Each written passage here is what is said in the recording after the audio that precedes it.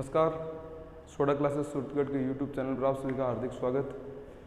आज हम लोग एक एलडीसी के एक बेहतरीन प्रश्न पर चर्चा करने जा रहे हैं जो लगभग सभी आज तक के जितने भी एलडीसी एग्ज़ाम हुए हैं उनमें मोस्टली पूछा ही जाता है। और जूनियर अकाउंटेंट हो गया, जैसे वुमेन सुपरवाइज़र हो गया, इन सभी एग्ज़ाम्स में एक पर्सन फिक्स है जो आता ही आता है। मैं बात कर रहा हूँ ऑक्साइड नामक टॉपिक की। केमिस्ट्री का एक छोटा सा टॉपिक है इसको अपने बोलते हैं ऑक्साइड।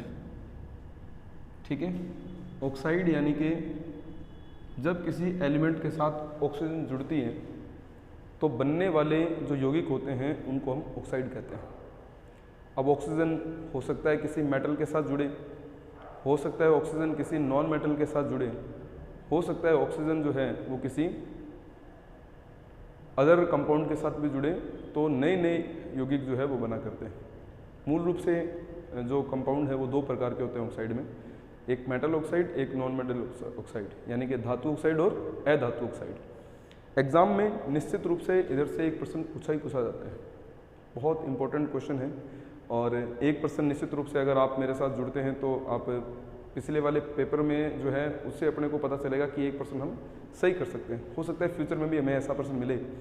और कल ही एक रीट का पेपर हुआ था, उस रीट के पेपर में भी ऑक्साइड से एक प्रश्न था। तो निश्चित रूप से ऑक्साइड से प्रश्न पूछे ही जाते हैं, वो तरीके बदलते रहते हैं उनमें। तो मैं ऑक्साइड जो है इसको 3 भागों में बांट रहा हूँ। ठीक है, और कौन कौन से भाग है वो समझ लीजिएगा। एक है धातु ऑक्साइड, धातु ऑक्साइड। एक होता है अधातु ऑक्साइड, नॉन मेटल ऑक्साइड, अधातु ऑक्साइड। एक होता है उभयधर्मी ऑक्साइड, उभयधर्मी ऑक्साइड यानी एम्फोटेरिक ऑक्साइड। इसको अपने एम्फोटेरिक ऑक्साइड के नाम से जानते हैं, उभयधर्मी ऑक्साइड के नाम से इसको अपने जानते हैं, एम्फोटेरिक ऑक्साइड। तो इसमें जो इम्पोर्टेंट है जिससे प्रश्न बनने की संभावना रहती है वो है एम्फोटेरिक ऑक्साइड।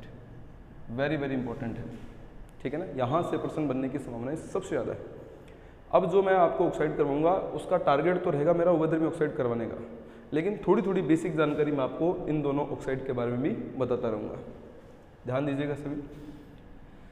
धातु ऑक्साइड जो होते हैं ये मूल रूप से जब भी जल के साथ अपक्रिया करते एक क्षार बनाते हैं, इसका मतलब इनकी प्रकृति होती है क्षारीय। धातु ऑक्साइड जब भी जल के साथ अपक्रिया करेगा क्षार बनेगा और इसकी प्रकृति क्षारीय हो जाएगी। अधातु ऑक्साइड जब जल के साथ अपक्रिया करते हैं तो अम्ल बनाते हैं, इसलिए इनकी प्रकृति हम कोड किया करते हैं किससे, अम्ल से, यानी अधातु ऑक्साइड की प्रकृति होती है अम्लीय। अब हमारे पास इधर आ जाता है उभयधर्मी ऑक्साइड। यहाँ जो शब्द है उभय, उभय का अर्थ होता है दोनों। ऐसे ऑक्साइड जिनमें दोनों लक्षण हों, इसमें दोनों लक्षण हों, ये ध्यान रखना। दोनों लक्षण माने जो अम्ल भी हो और क्षार भी हो, यानी जिनकी प्रकृति अम्लीय भी हो सके और जिनकी प्रकृति क्षारीय भी हो सके, ऐसे ऑक्साइड जो होते हैं वो उभयधर्मी ऑक्साइड कहलाते हैं। सुपर इंपॉर्टेंट, एग्जाम में आने लायक प्रश्न है, बहुत पेपरों में इस प्रश्न से संबंधित प्रश्न पूछे गए हैं। और अगर मैं एग्जाम्पल भी दे दूँ आपको तो जूनियर अकाउंटेंट का पेपर आप उठा लो, 2015 का आपको पेपर में प्रश्न मिलेगा। वुमेन सुपरवाइज़र का आप पेपर उठा लो, 2015 का, 19 का आपको इधर से प्रश्न मिल जाएगा। एलडीसी का आप पेपर उठा लो, 2013 एलडीसी, 2016 एलडीसी, और 18 में भी इधर से प्रश्न है।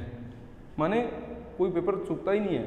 निश्चित रूप से उभयधर्मी ऑक्साइड पूछा जाता है, तो हमें एम्फोटेरिक ऑक्साइड पर खूब चर्चा करनी है। ठीक है, तो जो क्षार होते हैं ना उनमें जो आयन बनते हैं वो आयन होते हैं OH, इसको अपने बोलते हैं हाइड्रोक्सिल आयन। हाइड्रोक्सिल आयन यानी कि हाइड्रोक्साइड आयन, हाइड्रोक्सिल या हाइड्रोक्साइड हम शब्द का प्रयोग करते हैं। इसी प्रकार से अम्ल जो होते हैं इनमें जो आयन उत्पन्न होते हैं वो आयन होते हैं H+ आयन। ठीक है, H+। मैं एक एक एग्जाम्पल दे रहा हूँ सबका।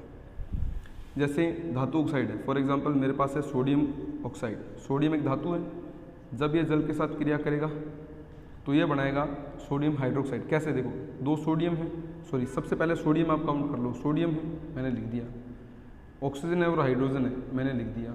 अब देखो दो ही सोडियम है, दो ही ऑक्सीजन है, दो ही हाइड्रोजन है, दो कॉमन लेके 2NaOH कर लो। Sodium hydroxide. अब OH आ गया, OH किसकी उपस्थिति होती है, क्षार की उपस्थिति को प्रदर्शित करता है। क्लियर हो गया। अब इसी प्रकार से अधातु ऑक्साइड, अधातु ऑक्साइड अम्लीय प्रकृति के होते हैं, हम ऐसा पढ़ा करते हैं। कोई सा भी अधातु ऑक्साइड आप यूज कर सकते हैं। जैसे मैं ले लेता हूँ CO2 कार्बन डाइऑक्साइड, ठीक है ना।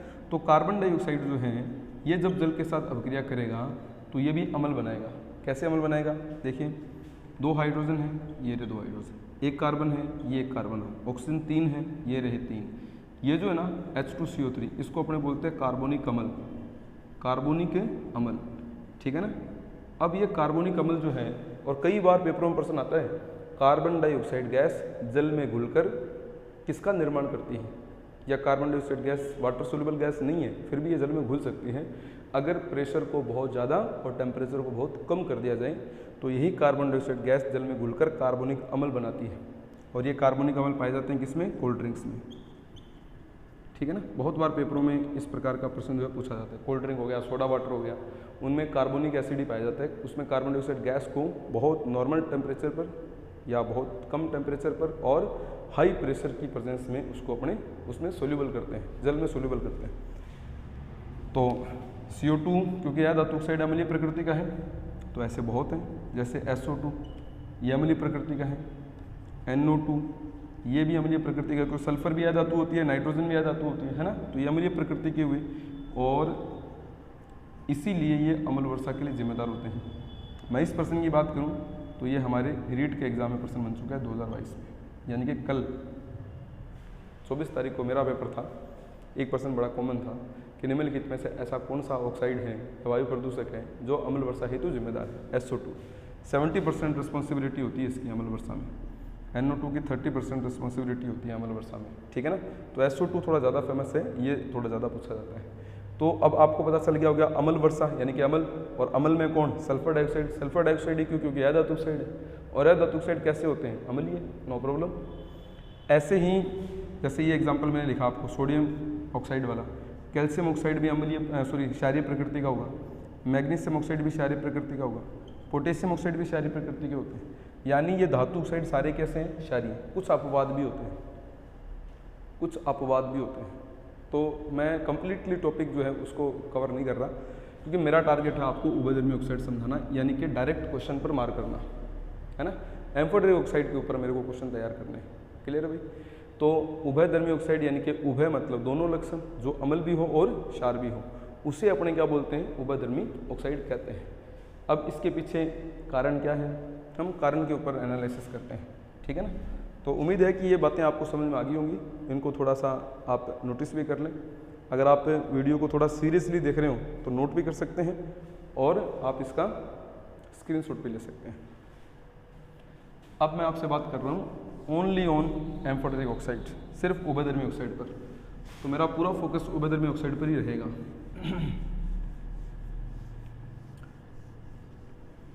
तो यहीं से मैं उभयधर्मी ऑक्साइड को उठाता हूँ और उसके बारे में आपको संपूर्ण जानकारी देता हूँ। सुनिएगा, मेरे पास टारगेट है उभयधर्मी ऑक्साइड, माने ऐसे ऑक्साइड जो अम्लीय भी होते हैं और क्षारीय भी होते हैं। ऐसे ऑक्साइड जो अम्लीय भी हैं और क्षारीय भी हैं, दोनों लक्षण हैं, जिनमें दोनों गुण हों, उन्हें उभयधर्मी कहते हैं। एक तो ये कॉमन क्वेश्चन है ना, उभयधर्मी ऑक्साइड की प्रकृति बताइए, अम्लीय क्षारीय दोनों, तो आप क्या कहेंगे, दोनों प्रकृति होती हैं। या ऐसे ऑक्साइड जिनकी प्रकृति दोनों प्रकार की हो, अम्लीय और क्षारीय, क्या कहलाते हैं, उभयधर्मी ऑक्साइड कहलाते हैं। अब हमें ना इसके एग्जाम्पल नोट करने हैं। इसके एग्जाम्पल अपने जनरल अवेयरनेस की बुक में तो 3 या 2 एग्जाम्पल ही मिलते हैं, मैं आपको 5 उदाहरण बता रहा हूँ इसके। एक मैं आपको जानकारी दे रहा हूँ एल्यूमिनियम ऑक्साइड, थोड़ा ध्यान देना, Al2O3 एल्यूमिनियम ऑक्साइड। एक मैं आपको बता रहा हूँ ZnO जिंक ऑक्साइड, एक PbO लेड ऑक्साइड, एक SnO2 टिन ऑक्साइड, एक BeO बेरिलियम ऑक्साइड। ये 5 ऐसे ऑक्साइड हैं जिनकी प्रकृति अम्लीय और क्षारीय दोनों प्रकार की होती है। अब कईयों के दिमाग में ये चल रहा होगा कि अगर ये दोनों प्रकार के हैं तो ये भी मतलब वही बात हो रही होगी कि जल के साथ घुलकर या जल में घुलकर ही अम्ल बनाते होंगे, H+ आयन देते होंगे, या क्षार के रूप में OH- आयन देते होंगे, है ना, तब हम इन्हें दोनों बताते हैं। ऐसा सीन यहाँ पर नहीं है। यानी इनकी पहचान इनके आयनों के आधार पर नहीं है, इनके काम के आधार पर है। काम कैसे करते हैं तो मैं थोड़ा सा एनालिसिस उसका भी बता देता हूँ। जैसे ध्यान देना, अब ये भी ध्यान देना, एल्यूमिनियम धातु है, जिंक धातु है, लेड भी धातु है, टिन भी धातु है, बेरिलियम भी धातु है। तो उभयधर्मी ऑक्साइड कौन होते हैं? धातु ऑक्साइड होते हैं, ठीक है ना। तो अगर कोई डेफिनेशन पूछे तो मैं क्या बताऊंगा? ऐसे धातु ऑक्साइड, सुनना गौर से, है ना, ऐसे धातु ऑक्साइड जिनकी प्रकृति अम्लीय प्लस क्षारीय दोनों प्रकार की हों, उन्हें उभयधर्मी ऑक्साइड कहते हैं। ऐसे धातु ऑक्साइड जिनकी प्रकृति अम्लीय भी हों और क्षारीय भी हों, उन्हें उभयधर्मी ऑक्साइड कहते हैं। अगर हम नॉर्मली देखें तो धातु ऑक्साइड क्षारीय होते हैं, लेकिन ये 5 धातु ऑक्साइड ऐसे हैं जो क्षारीय तो हैं ही, कभी कभी अम्लीय भी हो जाते हैं। तो मैं इनको क्या बोलता हूँ? उभयधर्मी ऑक्साइड बोलता हूँ, एम्फोटेरिक ऑक्साइड बोलता हूँ। इनमें एल्यूमिनियम और जिंक वाला, ये 2 एग्जाम्पल बार बार पेपरों में आते हैं। जैसे कि अगर मैं जूनियर अकाउंटेंट के एग्ज़ाम की बात करूँ, उसमें भी है, एलडीसी वाले में भी है, सुपरवाइज़र वाले में भी है। माने हर पेपर में ये मान के चलो कि ये 2 एग्जाम्पल पूछे जाते हैं। तो अगर बाई चांस आपके पेपर में भी, क्योंकि भविष्य में अभी एलडीसी 2022 का बहुत बड़ा बूम आने वाला है, तो मान के चलो हमारा 1% तो डन हो गया, क्योंकि आना ही आना है, फिक्स है कि % आता ही है एम्फोटेरिक ऑक्साइड वाला। तो क्यों है, थोड़ा सा मैं आपको समझा देता हूँ कि मैंने ऐसा क्यों लिखा है ना, इन्हीं को मैंने उभयधर्मी ऑक्साइड क्यों माना। तो इसके पीछे एक मैं उदासीनीकरण अभिक्रिया का रीज़न बताता हूँ। न्यूट्रलाइजेशन, उदासीनीकरण अभिक्रिया, इसमें क्या होता है कि जब कोई अम्ल किसी क्षार से क्रिया करता है तो वो लवण देता है, जल देता है और ऊष्मा देता है ना। इसे अपने उदासीनीकरण अभिक्रिया कहते हैं, क्योंकि अम्लों के H+ और क्षारों के OH- आयन दोनों मिलकर जल बना देते हैं और पीछे बचने वाला घटक है वो लवण बना देता है। ऐसे काम में ऊष्मा प्रोड्यूस होती है, इसलिए इसे एक्सोथर्मिक रिएक्शन ऊष्माक्षेपीय अभिक्रिया अपने कहा करते हैं। अब मेन पॉइंट क्या है वो समझिए। अगर अम्ल मान लो जिंक ऑक्साइड के साथ क्रिया करता है तो भी लवण देगा, जल देगा, ऊष्मा देगा, ठीक। यानी इस अभिक्रिया में जिंक ऑक्साइड कैसा है? क्षारीय है, क्योंकि अम्ल क्षार के साथ क्रिया करते तो ही ऐसा प्रोडक्ट होता है, तो जिंक ऑक्साइड क्षारीय हो गया। ठीक इसी उदाहरण में मान लीजिए कोई क्षार है, वो जिंक ऑक्साइड के साथ क्रिया कर रहा है तो भी लवण दे रहा है, जल दे रहा है और ऊष्मा दे रहा है। कहने का मतलब है जो जिंक ऑक्साइड कुछ समय पहले अम्लों के साथ क्षारीय व्यवहार दिखा रहा था और लवण बना रहा था, वही जिंक ऑक्साइड अब क्षारों के साथ अम्ल की भांति काम कर रहा है और लवण और जल दे रहा है। यानी कि एक ही जिंक ऑक्साइड कुछ समय पहले क्षारीय था, अब वही जिंक ऑक्साइड अम्लीय भी है। कहने का मतलब एक ही यौगिक जो है वो क्षारीय और अम्लीय दोनों प्रकार का व्यवहार प्रदर्शित कर रहा है, इसलिए हम इसे उभयधर्मी ऑक्साइड यानी कि एम्फोटेरिक ऑक्साइड कहते हैं।